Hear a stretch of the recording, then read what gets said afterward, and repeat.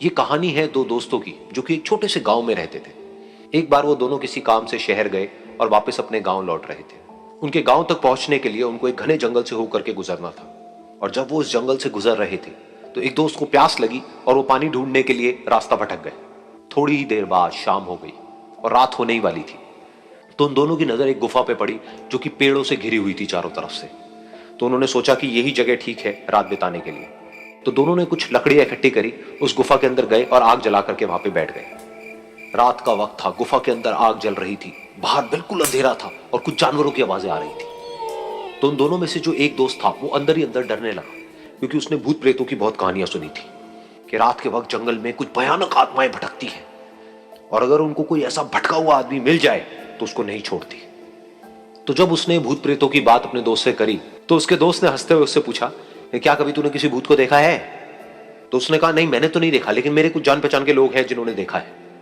तो उसके दोस्त ने उसको समझाने की बहुत कोशिश करी कि यार ऐसी सुनी सुनाई बातों पर विश्वास नहीं करते हैं, अब तू सो जा और मुझे भी सोने दे, मुझे नींद आ रही है। और इतना कह करके उसका दोस्त वहीं पर लेट गया और थोड़ी देर में सो गया।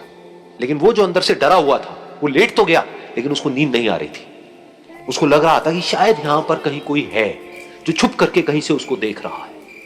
उस आग की वजह से कुछ परछाइयां बन रही थी वहां पर पत्थरों पर, तो उन परछाइयों को देख करके भी वो डर रहा था। फिर कुछ घंटे तक ऐसे ही चलता रहा। फिर उसके बाद में क्योंकि वो थका हुआ था तो उसको नींद आ गई। लेकिन नींद आने के कुछ देर बाद ही उसको एक सपना आया।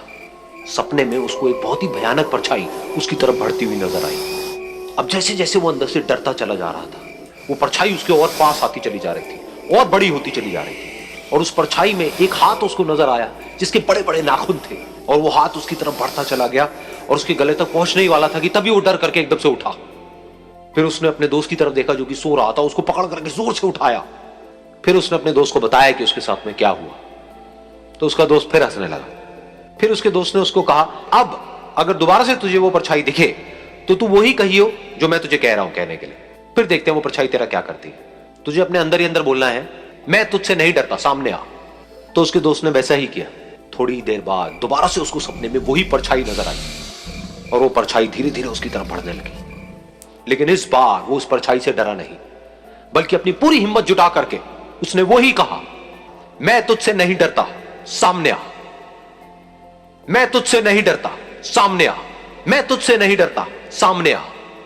जैसे जैसे वो ये बोलने लगा वो परछाई छोटी होने लगी और उससे दूर होने लगी। वो बोलता रहा, वो परछाई छोटी होती रही और धीरे धीरे वो परछाई दिखनी बंद हो गई।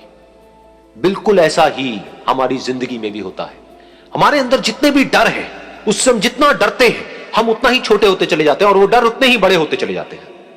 लेकिन अगर हम अपने अंदर के डरों से नहीं डरते हैं और उसका सामना करते हैं तो दुनिया का ऐसा कोई भी डर नहीं है जो कि हमें डरा पाए।